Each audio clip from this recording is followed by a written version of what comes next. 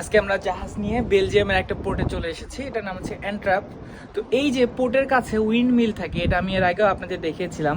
এখন দেখেন আমি যেখানে আছি আমার কত কাছে একটা উইন্ড মিল। আমি যদি আপনাদের একটু জুম করে দেখিয়ে দেই, এই যে একটা উইন্ড মিল ঘুরছে, এটা তো দেখতে পাচ্ছেন।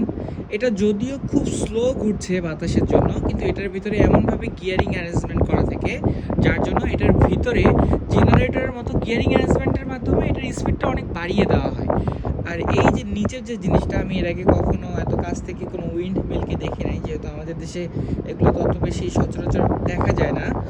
এখানে দেখেন আমার চারপাশের পরিবেশটা যদি আমি আপনাদের একটু দেখিয়ে দিই, এই যে কন্টেনারগুলো এখানে স্তূপ করে রাখা, কন্টেনারগুলো এখানে রাখার অর্থ হচ্ছে আমরা যেমন জাহাজ নিয়ে এসেছি, আমাদের মতো অনেক জাহাজ এখানে প্রতিনিয়ত আসে, সেই জাহাজে কন্টেনার লোড আনলোড করার জন্যই আমরা পোর্টে আসি। সেই যেগুলো আনলোড করা হয় সেগুলো এখানে রাখা হয়, অথবা এখানে অন্য কোনো জায়গায় পাঠিয়ে দেওয়া হয়।